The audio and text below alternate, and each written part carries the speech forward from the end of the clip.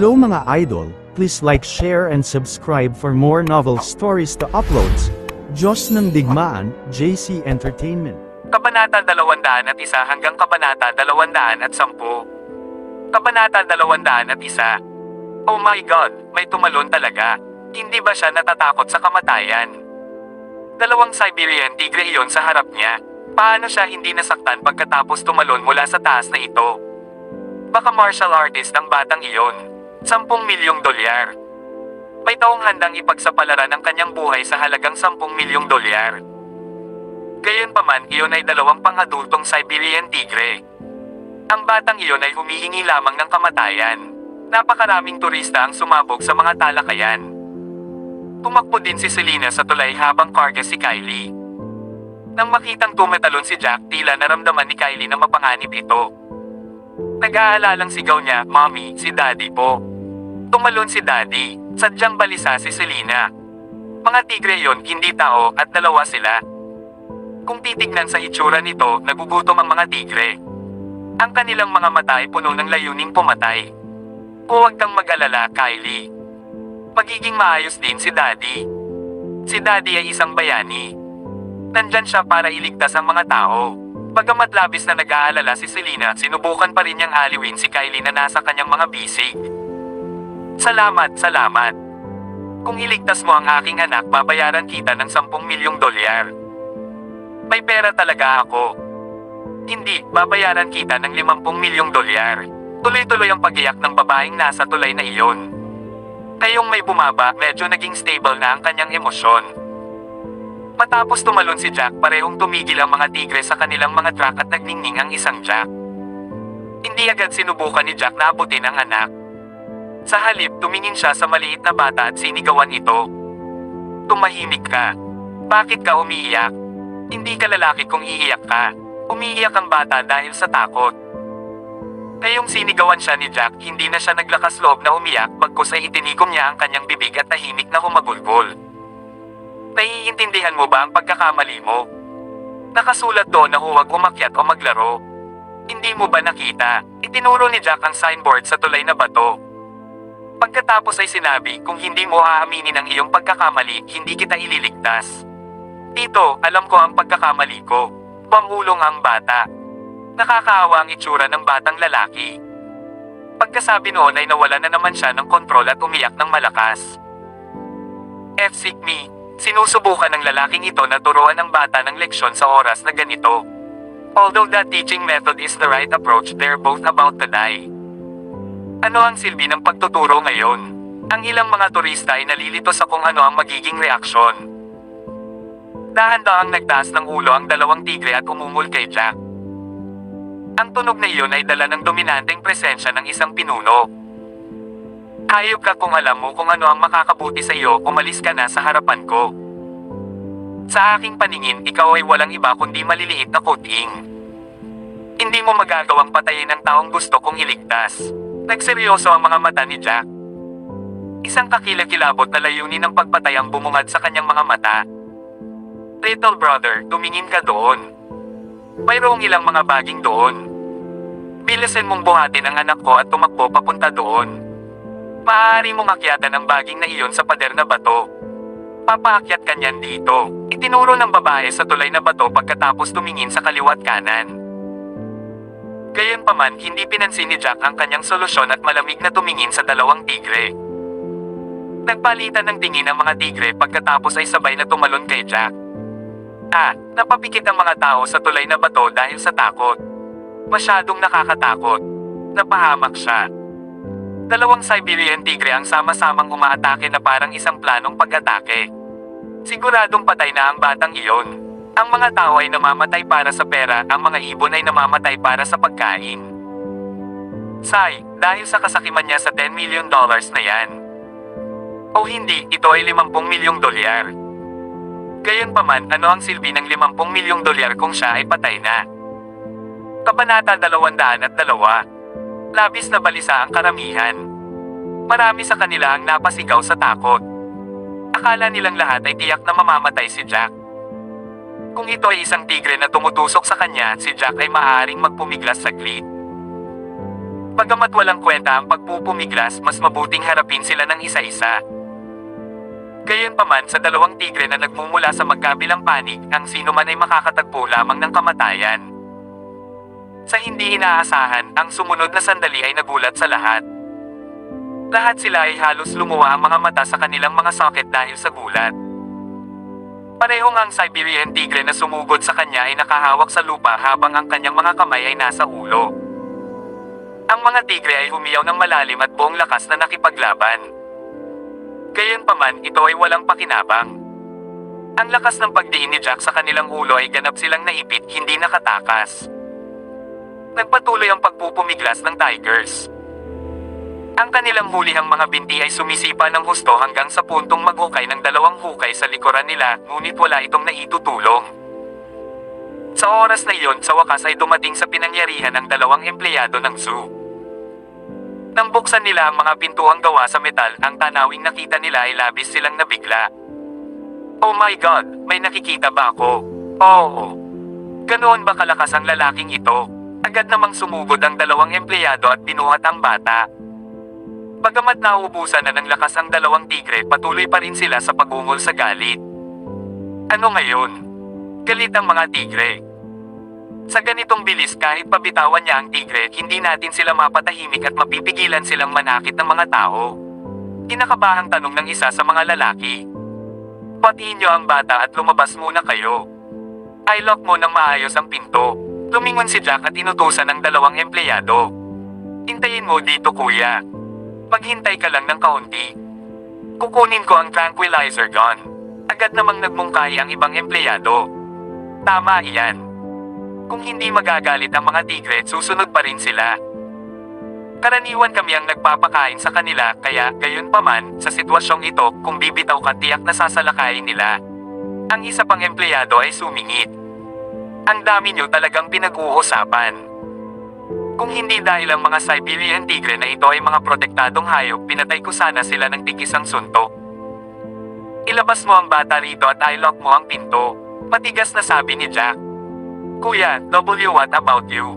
Ang isa sa kanila ay labis na naantig. Napakahusay na tao na handang isakripisyo ang sarili para iligtas ang isang bata. Bukod dito, upang mabawasan ang kanilang mga pag-aalala, nagsisinungaling siya tungkol sa kanyang kakayahang patayin ang mga tigre sa isang suntok. Ang ganitong kabait na tao ay talagang bihirang dumaan. Pumunta ka, sigaw ni Jack. Sa wakas ay binuhat ng dalawang empleyado ang bata at dinala sa kanyang ina sa tulay na bato. Jake, niyakap ng babae ang kanyang anak at muling napaluha. This time, dahil sa saya.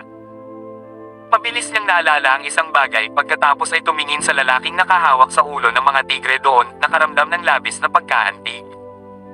Kuya, paano ka? Dapat kang manatiling buhay. Kailangan ko pang suklian ang kabutihan mo. Puntong hininga, swerte na nga at nahawakan niya ang ulo ng mga tigre. Sa kasamaang palad, ang mabubuting tao ay hindi nabubuhay ng matagal. Sabi ng isang lalaki mula sa karamihan. Ang dalawang empleyado ay umalis upang kunin ang tranquilizer gun. Little kapatid, huminto ka pa. Sa tulay, ang iba ay nagyaya kay Jack. Kabanata 203. Parehong nakipagsabayan ang mga tigre sa kanilang mga pakikibaka. Paulit-ulit nilang sinubukang itaas ang kanilang mga ulo. Sa kasamaang palad, mahigpit pa rin silang hinawakan ni Jack sa lupa.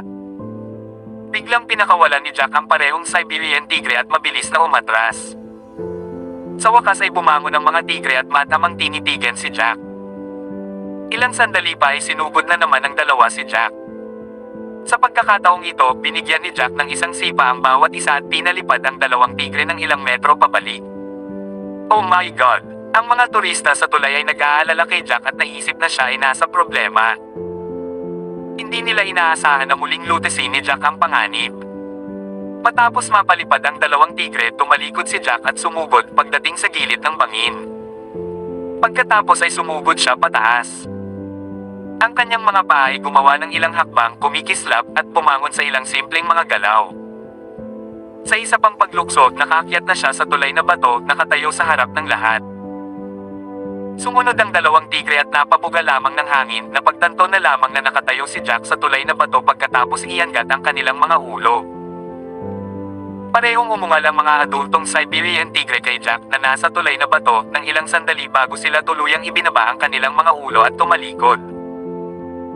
Ang buong stunt ni Jack ay nagdagdag ng hanggang sa kabuuang hindi hihigit sa 2 segundo. Sobrang bilis lang. Para sa marami sa kanila, bumalik si Jack na may pagkalabo lamang. Matapos ang saglit na katahimikan, sinundan ito ng malalakas na palakpakan. Salamat, ikaw ang aking bayani. Inawakan agad ng medyo may edad na babae ang kamay ni Jack at tuwang-tuwang sinabi. Ibigay mo sa akin ang bank card mo. Ito ay isang pangako. Iniligtas mo ang anak ko kaya babayaran kita ng $50 milyong bilang tanda ng pasasalamat. Diyos ko, $50 milyong. Sino lang ang babaeng ito? Sapat na siyang mayaman para bayaran siya ng reward na $50 milyong. Malaking panganib, malaking gantimpala. Naka-jackpot ang lalaking ito sa pagkakataong ito. Napakaraming turista ang nakatingin kay Jack ng may paghanga. Ang pagpapakita ng lakas ni Jack kanina ay katulad din ng pagkabigla sa kanila. Pretty lady, napakaganda ng asawa mo. Paano siya ganoon kalakas? Isa pa, mga 3 metro ang taas nito at nakaahon siya dito sa isang hininga. Hindi napigilan ng isa pang auntie na lumapit kay Selena. Masyadong kahanga-hanga ang asawa mo. Ang pagkakaroon ng asawa ng isang malakas na asawa. Tiyak na napakasaya mo. Napangiti si Selena pagkatapos ay sinabing 5 taon na siya sa hukbo at kagagaling lang sa larangan ng digmaan. No wonder ang galing niya. Ang mga nakipaglaban sa mga kaaway sa larangan ng digmaan at nakaligtas sa 5 taon ay tiyak na hindi mga ordinaryong tao. Nang marinig iyon, mas magalang ang tingin ng ilan sa mga lalaki kay Jack. Ang gayong tao ay karapat-dapat sa kanilang paggalang. Gayunpaman, walang sino man sa kanila ang umasa sa susunod na nangyari. Tahimik na sinabi ni Jack sa babae, huwag mo nang pakialaman ng $50 milyong.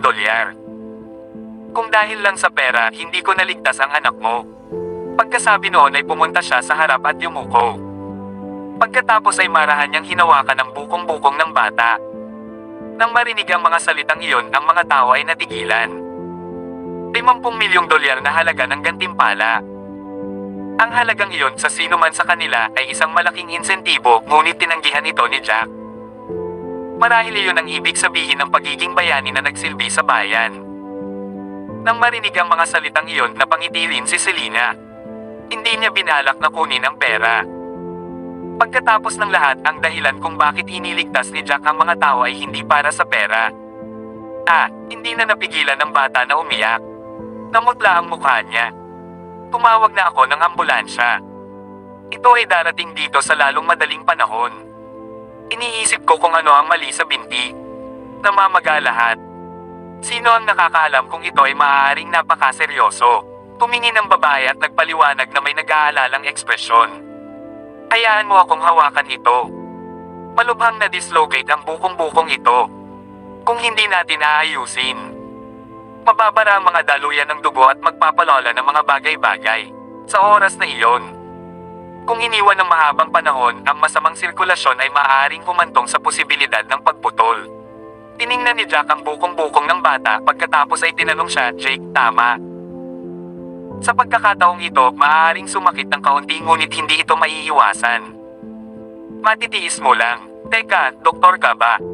Kaya mo ba? Hindi ka ba sundalo? Labis na nag-aalala ang nasa katanghaliang bulang na babaeng iyon. Anak, niligtas mo ang buhay ng anak ko kaya babayaran kita ng $50 million na iyan. Gayunpaman, mangyaring huwag kumilos ng padalos-dalos sa mga pinsala ng aking anak. Basag. Gayunpaman, nang matapos niya ang kanyang pangungusap, mabilis na hinawakan ni Jack ang binti ni Jake at hinaila ito ng mabuti na lumikha ng nakakasakit na tunog. Tumalikod si Little Jake at sumigaw sa kanahimete. Kabanata 204. Tumayo si Jack at nagpakawala ng malalim na hininga. Pagkatapos ay inabot niya ang isang sigarilyo at dahan-dahan itong sinindihan, huminga. Gayunpaman, hindi nagtagal ay napakunot ang noo niya, naramdamang naging abnormal ang tingin mula sa karamihan. Hindi ba siya sundalong pumapatay ng mga kaaway? Hindi ba siya palaban? May alam ba siya tungkol sa gamot? Sa wakas, mabagal na tanong ng isa sa mga auntie. Paano niya malalaman ang tungkol sa medisina? Ang pagpatay at pagliligtas ng mga buhay ay dalawang ganap na magkaibang bagay, okay? Isa pa, nahimatay ang batang iyon. Hindi naman siya patay, di ba? Tanong ng isang matandang lalaki sa tonong nag-aalala. Nang marinig ang mga salitang iyon, halos mahimatay ang ina ni Little Jake sa gulat. Agad niyang sinaman ng tingin si Jack. Anong problema mo? Maayos lang ang anak ko kanina. Bakit hindi siya gumagalaw ngayon? Pinatay mo lang siya. Alam mo bang mayaman ang pamilya ko at iniisip mong napakaliit ng 50 milyong dolyar? Hindi pwede. Huminga ng malalim ang ilang tao mula sa karamihan. Kung talagang ganoon ang iniisip ni Jack, masyadong masama iyon. 50 milyon dollars at hindi pa rin niya ito sapat. Imposible. Hindi ganoong tao ang asawa ko. Agad namang humakbang si Selena sa kahinarap ang babaeng iyon. Kung gusto niyang patayin ang anak mo, hindi sana siya tumalon doon noong una. Iniligtas siya tapos para lang patayin siya. Hindi ba redundant lang iyon? Sa hindi inaasahang pagkakataon, hinawakan agad ng babaeng iyon sa kwelyo si Jack at napasigaw, wala akong pakialam. Buti na lang ang anak ko kanina. Umiiyak siya at nakakausap ng iba. Ngayon ay nakahiga na lang siya sa lupa, hindi man lang gumagalaw. Wala akong pakialam, gusto kong magising ang anak ko ngayon din. Walang himig si Selena. Pagkatapos ay tumayo siya para kay Jack.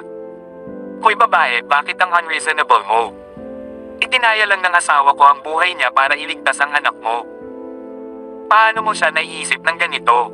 Sino ang nakakaalam kung tumalon siya para sa 10 milyong dolyar na iyon? The woman chuckled. Then Blabbeard incoherently, nakita niya siguro akong biglang nagtaas ng halaga to $50 million and realized that I'm from a rich family, the super affluent. Ngayong nalaman na niya ako, pakiramdam niya ay napakaliit ng 50 milyong dolyar at gusto niya ng higit pa. Baliw kang babae ka, nagdilim ang ekspresyon ni Jack. Kung gusto ko ng pera, hindi ba pwedeng mas maaga pa? Bakit ako gagawa ng isang bagay na sobrang kalabisan? Ang babaeng iyon ay agad na nawala ang lahat ng kanyang pamumula, pakiramdam na ang mga salita ni Jack ay may katuturan din. Gayunpaman, hindi niya binalak na bitawan ang kwelyo ni Jack. She asked, "Then you tell me, may medical license ka ba? Isa ka bang doktor sa ospital?" Hindi nakaimik si Jack. Napangiti siya ng mapait, bagaman wala akong medical na lisensya at hindi rin ako isang doktor, mayroon akong mahusay na kaalaman sa medisina. Alam ko kung paano magligtas ng mga tao. Hindi pa ba sapat na iligtas ang isang tao? Tumingin kayo dito lahat. Wala man lang siyang medical license. Paano niya mapapatunayan na kaya niyang iligtas ang mga tao? He's not even a doctor yet he dares to simply touch my son. Kung patay na ang anak ko, hinding-hindi ko siya pakakawalan. Tumawa ng malakas ang babae, pagkatapos ay sinabi sa malakas na boses, lahat ng nandito ay dapat kong maging saksi. Ang batang ito ay sakam na hindi masusukat. Sigurado ako dahil iniisip niya na kulang ako sa sweldo niya. Inip na tumingin sa kanya si Jack, pagkatapos ay inilipat ang kanyang sigarilyo sa kanyang braso. Nang makita iyon ay naalarma siya at agad na binitawan ang kwelyo ni Jack saka umatras ng ilang hakbang. Anak, anong gusto mo? Ikaw anak ng Apter, sinusubukan mo ba akong sunugin? Inayos ni Jack ang sariling kwelyo saka umisi, nasunog ka. Kung alam mo kung kaninong kwelyo ang hawak mo kanina, manghihinayang ka ng husto. Nagligtas ako ng isang buhay dahil sa kabaitan. Ngunit ganito ang tingin mo sa akin. Sa pagtatapos ng kanyang pahayag. Huminga ulit si Jack ng sigarilyo, pagkatapos ay nagpatuloy, ang iyong anak ay nawalan lamang ng malay dahil napakasakit na tiisin. Maayos na ang kanyang binti ngayon. Medyo namamaga pa kasi ngayon. Pagdating ng oras, mag-apply lang ng ilang anti-inflammatory medicine at mga painkiller ang magagawa. Maaari mo ring laktawan ang paglalakbay sa ospital at kunin sila mula sa parmasya. Bakit ako maniniwala sa mga salita mo? Napanatili ng babae ang kanyang mabangis na paninindigan. Hihintayin ko ang mga taga-hospital na dumating at magsagawa ng pagsusuri. Isa pa, wala pa ring malay ang anak ko. Paano ko malalaman kung ano ang nangyari? Kung gusto mong maghintay, maghintay ka dito. Huwag mong sayangin ang aking mahalagang oras. I'm enjoying the day with my daughter and wife. Napakahalaga ng oras ko. Kabanata 205. Pagkasabi ng kapayapaan, aalis na sana si Jack kasama si Selena. Bawal kang umalis. Gayunpaman hinarang ng babaeng iyon ang kanilang dinadaanan. I think guilty ka lang. Kung hindi, bakit mo sinusubukang umalis? Tama iyan. Magaling ang batang iyon kanina at kailangan lang maghintay ng ambulansya pero sinubukan itong magpagamot. Sa palagay ko, isa lang siyang kwek-kwek na nagpapakatanga pero nauwi sa aksidente. Ang ilan sa kanila ay nagsimulang punahin si Jack. Na nagsasabi, ang landas tungo sa kasamaan ay sementadong may mabuting hangarin. Malinaw, walang maniniwala sa isang sundalo na gagawa ng trabaho ng isang doktor. Tumakbo ang dalawang empleyado ng zoo. Nang makita nila ang sitwasyon, agad silang napabulalas, kahanga-hanga, kapatid, umakyat ka ng mag-isa. Nakakamangha, pagkasabi niyo na tumingin siya sa batang nasa sahig. Hindi ba okay lang siya kanina? Nang marinig iyon ng babae ay agad na umiyak ang babae, tama. Maayos naman ang lahat kanina. Gising siya, ngunit dumating ang lalaking ito at nagalok ng tulong. Sa huli, hindi ko na alam kung patay o buhay pa ang anak ko. Wala akong pakialam kung patay na ang anak ko o lumala ang kondisyon niya, kailangan niyang magbayad ng naaayon. Nagdilim ang ekspresyon ng empleyado habang nakatingin kay Jack. Kuya, tumawag na kami ng ambulansya at on the way na. Bakit kailangan mong subukang magbigay ng paggamot? Wala kaming ideya tungkol sa mga pinsala ng batang ito. Kung hindi ka bihasa sa larangang iyon, mas mabuting huwag kang gumawa ng anuman at hayaan ang mga doktor na magdesisyon. Bakit hindi ka naghintay? Kung maghintay ako, maaaring kailanganin niya ang pagputol.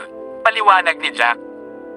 Sa sandaling iyon, isang ambulansya ang nagmaneho sa gilid ng tulay at ang mga medikal na tauhan ay tumakbo. Salamat at nandito ang doktor. Doktor, kumusta ang anak ko? Ang lugar na ito ay namamaga kanina. Ngunit ang kawal na ito dito ay hinahila ito ng ganito at ang aking anak ay nawalan ng malay nang mapansin ang pagdating ng doktor. Ang babae ay napaluha at nagpaliwanag na parang humahawak sa mga dayami. Huwag magmadali. Patanjin ako. Sinuri ng doktor at sinabing walang masama. Nahimitay lang siya at madyay gising na lang. At saka sa nakikita ko, malamang na-dislocate ito dati. Ibinabalik na ito sa pwesto. Spot on ang teknik ng batang ito.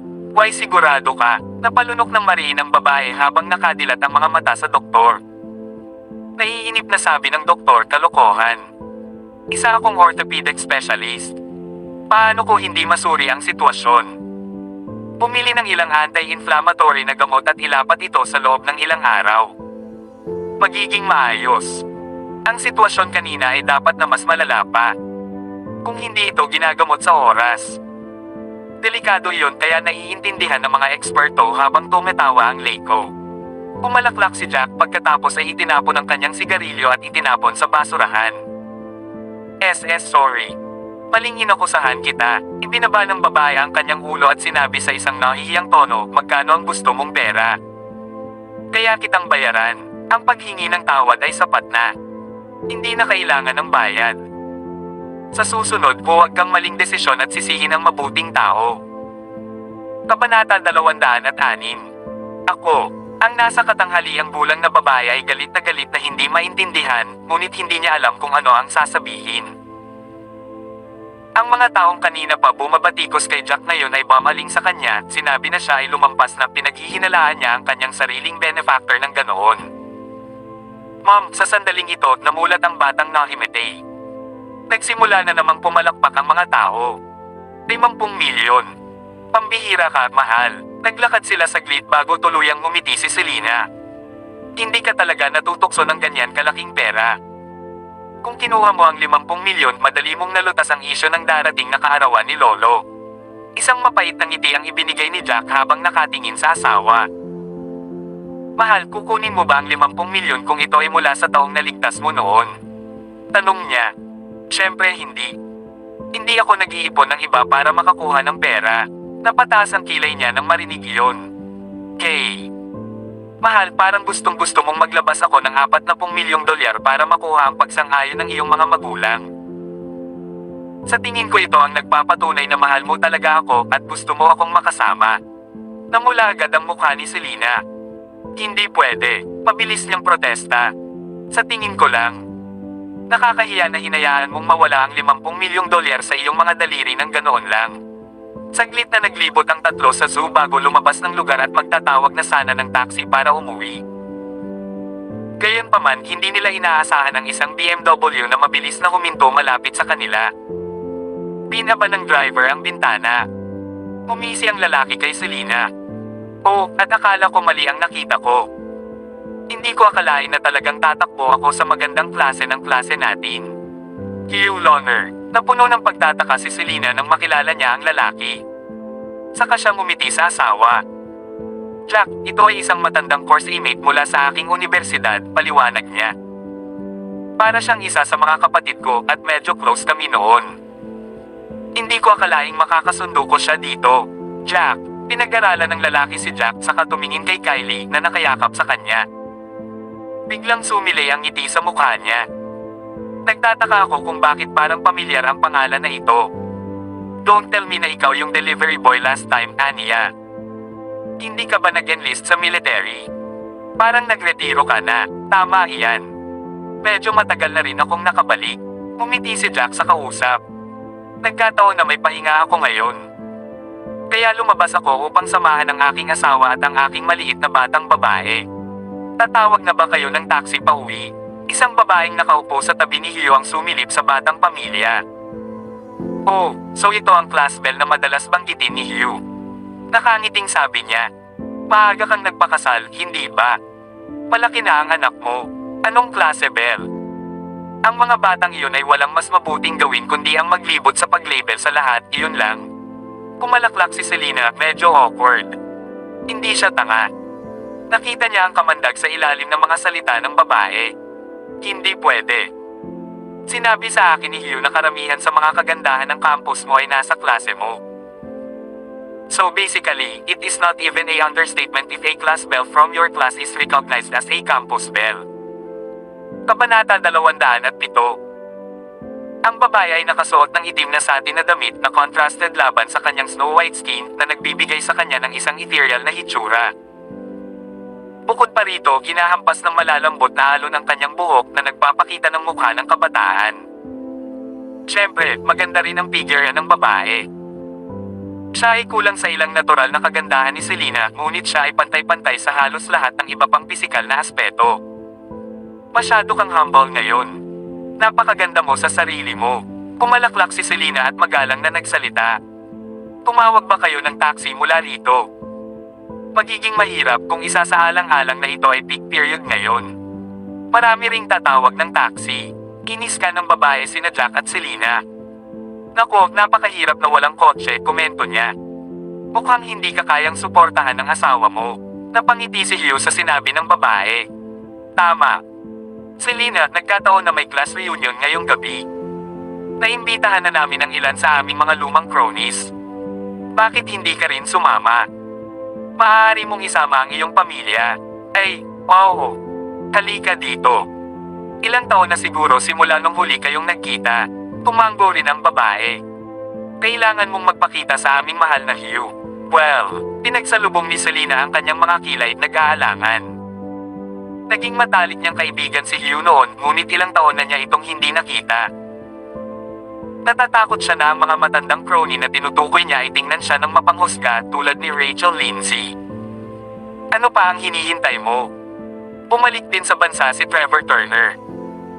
Sinabi niya na pupunta siya para sa isang job interview bukas sa isang malaking korporasyon. Kumbaga, may kilala siyang manager na nagtatrabaho doon. Ang panayam ay halos nasa bag para sa kanya. Tsaka ilang taon na kaming walang gathering. Ikaw, bilang aming resident class bell, ay tiyak na darating. Mabilis na idinagdag ni Hugh, kung hindi ka sasama, hindi mo na ako kapatid. Sige, sige. Pupunta ako. Saan iyon? Papauwiin ko muna ang anak ko at pupunta ako mamayang gabi kasama ang asawa ko. Walang laman ang ngiti ni Selena. Wala siyang choice kundi tanggapin ang imbitasyon sa pagpupersage nito. At saka, matagal na rin niyang hindi nakikita si Trevor. Medyo naging malapit din siya sa kanya. Ang Lotus Bar and Lounge sa alas 8. Maghihintay kami sa pasukan para sa iyo. Tiyaking bumangon ka. Umiti si Hugh at nag-wave ng kamay. Tapos naayos na. Aalis muna ako. Kailangan kong magpalat ng damit. Nang matapos siyang magsalita ay agad siyang umalis. Seryoso?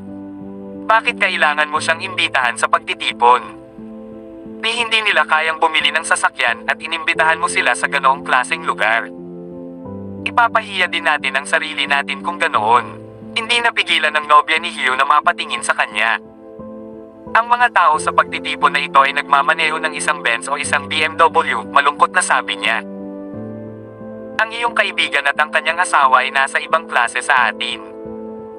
Para silang mga bumpkin ng bansa na parang unang beses nilang lumabas sa mundo. Magiging katatawanan sila, anong pinagsasabi mo?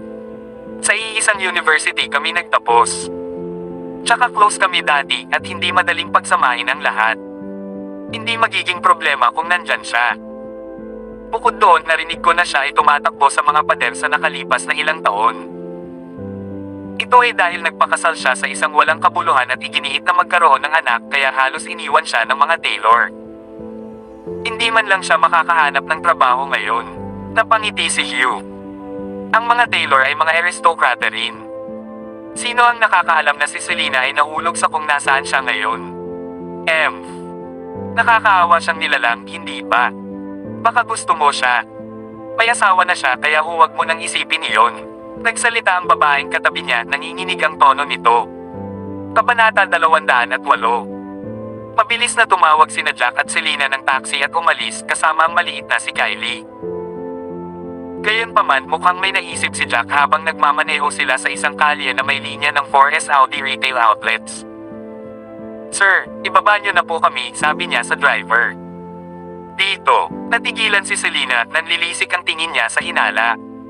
Pagkababa lang nila ng taxi ay ipinaliwanag ni Jack ang lahat. Mahal, sa tingin ko dapat tayong kumuha ng kotse. Tila ang mga dating kaklase na magpapakita sa pagtitipon ay ang uri ng klase. Ang babaeng iyon ngayon ay halos nagpapakitang gilas din. Baka pagchichismisan ka nila kung hindi ka magdadrive doon. Kiit niya. Okay lang ako pero hindi ko hahayaang magdusa ka. Pero may pera ka pa ba?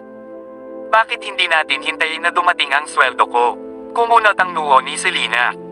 Hindi ako takot maghirap. Kung mababa ang tingin nila sa akin, so be it. Okay lang ang lahat basta masaya ako. Hayaan akong mamuhay ng sarili kong buhay parang hindi ako mag-abala sa kanila. May pera pa ako. Hindi pa namin tapos ang bonus na iginawad sa akin dahil sa pagiging militar sa loob ng 5 taon. Napakamot ng ulo si Jack at tumingin kay Kylie bago siya lumingon kay Selena. At saka, magiging mahirap dalhin si Kylie sa paaralan kapag tagulan kung wala kaming sasakyan, dagdag niya. Kaya hindi ito gagawin. At sa tingin ko hindi sapat ang isang kotse. Kailangan namin ng kahit isa para sa aming sarili at isa pa para madala ni Jenny si Kylie sa paaralan. May pera ka pa ba? Gumastos ka na ng 3.2 milyon pero may pera ka pa. Bahagyang natigilan si Selena. Magkano ba talaga ang binigay nila sa iyo?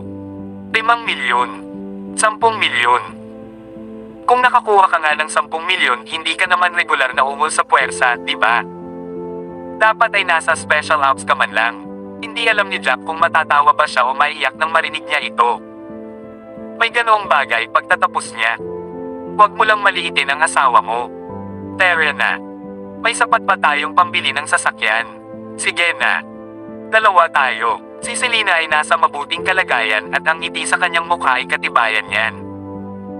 Magugulat ang pamilya ko kapag nagmaneho kami ng mga sasakyan pa uwi. Kay.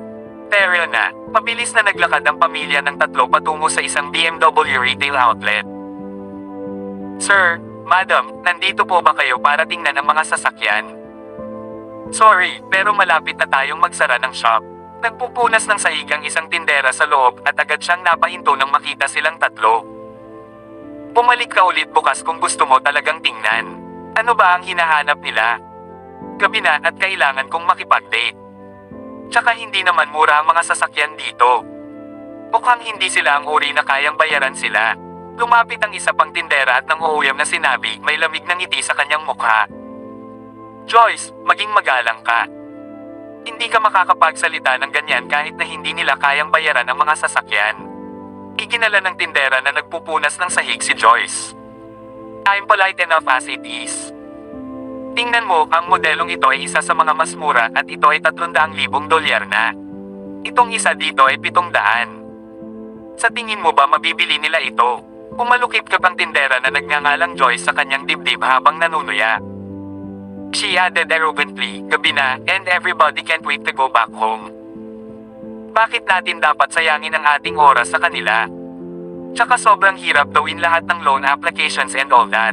Tumanggo ang tindera na nagpupunas ng sahig. Totoo yan. Lagi namang ganyan eh. Walang bumibili ng kotse kahit na halos kalahating araw na naming ipinakilala ang mga modelo sa kanila. Sayang sa oras. Jack, mahal, kalimutan mo na iyon. Nagsimula na silang maglinis ng sahig.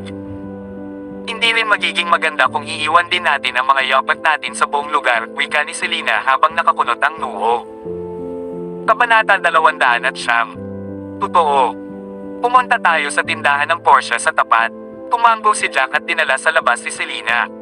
Porsche. Sa wakas ay sumagot ang dalawang tindera matapos mag-walk out ang pamilya ng tatlo. Nagkatitagan sila, iniisip kung mali ba ang narinig nila sa sinabi ni Jack. Inakala ng dalawa na pupunta ang pamilya sa isang tindahan na nagbebenta ng mas murang sasakyan nang marinig nila ang presyo ng mga BMW. Hindi nila naisip na sa halip ay pupunta sila sa tindahan ng Porsche. Joyce, sa tingin mo ba nawalan tayo ng potensyal na customer? Paano kung may pera siya? Sumimangot ang tindera na nagpupunas ng sahig. Baka sa ekspresyon niya ang panghihinayang. Hindi pwede, sagot agad ni Joyce. Mukhang hindi masyadong masama ang mga damit na suot ng babae, ngunit ang mga damit ng lalaki ay karaniwang mga kalakal sa palengke, sabi niya. Sa tingin mo, gaano kaya kayaman ang isang lalaking ganyan? Malamang may sinabi lang siya para i-provoke tayo na iligtas ang sarili niyang mukha. Pagkatapos niyang magsalita, dumiretso siya sa entrance.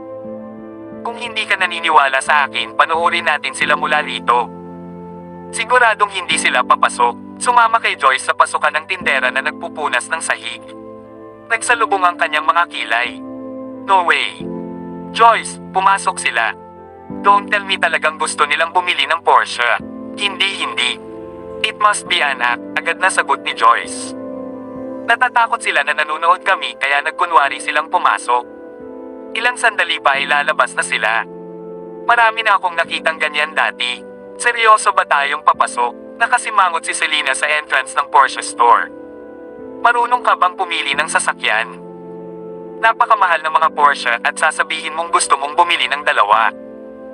Natatakot ako na kahit isa ay hindi natin kayang bilhin. Gaano karaming pera ang natitira mo, eksakto? Matapos niyang marinig ito, walang pakialam na sumagot si Jack, honey, don't worry about it.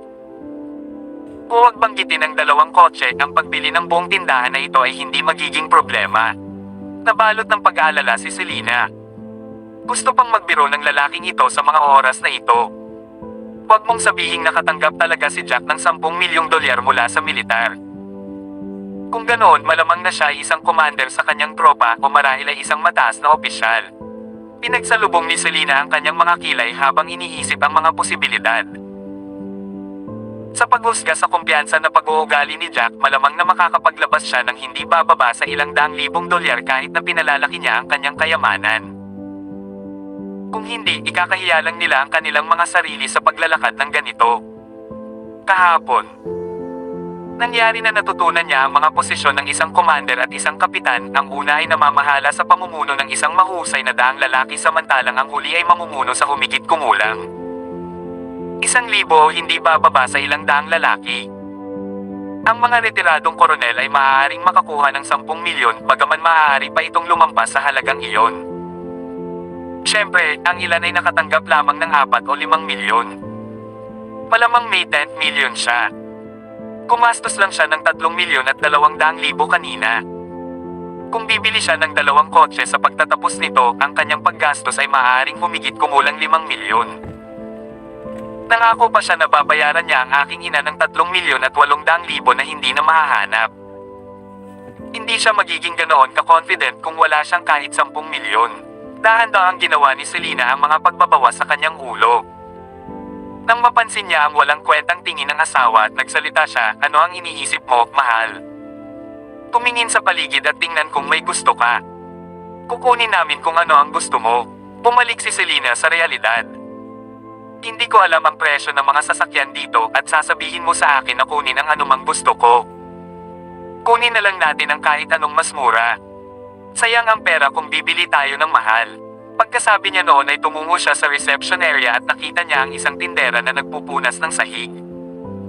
Agad na nagdilim ang ekspresyon niya. Ano ba naman yan? Malapit na rin silang magsara. I don't think we can get a car today, pagmamaktol niya. Balik tayo bukas. Kabanata 210. Masiglang nagkukuskos ng sahig ang tindera. Tumutulo ang pawis sa kanyang noo dahil sa sobrang init ng panahon. Inangat niya ang kanyang ulo at nakita niya ang isang mag-asawa sa pasukan. Ang lalaki ay may isang kaibig-ibig na maliit na batang babae sa kanyang mga bisig. Agad niyang inilagay ang mop sa isang tabi at naglakad, may ngiti sa kanyang mukha habang ginagawa iyon. Nandito ba kayong dalawa para tingnan ang mga sasakyan natin? Please, come in. Gusto mo ba ng inumin? Mayroon kaming limonada, kape, plain water. Kahit anong gusto mo. Pinalingan sila ng mga tanong ng tindera at ang ngiti na kanyang isinuot ay hindi nawala kahit isang sandali. Saglit na natigilan si Selena bago tumingin sa katatapos lang na mop floor. Hindi ka ba nag-aalala na baka madumihan namin ang sahig na katatapos mo lang linisin?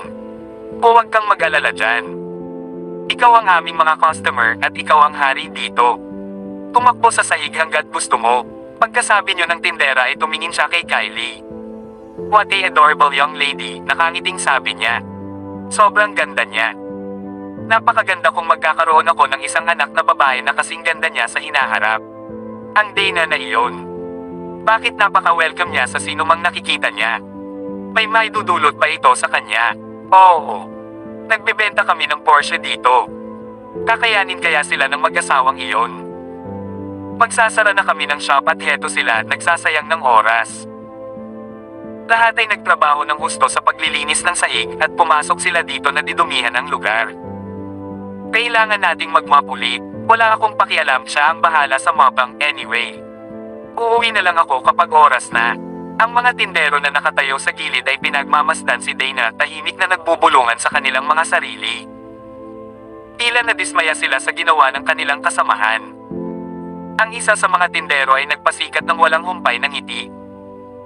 Nasa ilalim pa rin si Dana ng performance ng benta ngayong buwan, komento niya. Malamang na mapapagalitan siya ng manager kung hindi pa rin siya makakapagbenta, kaya wala siyang choice kundi maging palakaibigan. Still, she's such a idiot. Hindi talaga siya marunong pumili ng mga customer niya. Mukhang hindi na rin siya magbebenta this time. Samantala, hinihikayat ni Jack si Selena na tumingin sa mga sasakyan. Pumunta ka at tumingin sa paligid, mahal. Pumili ka lang ng kahit anong gusto mo. Kung gusto mo, bibili tayo. Nakangiting sabi ni Jack kay Selena. Kumunot ang noo niya. Huwag kang mag-alala tungkol sa mga inumin, sabi niya kay Dana.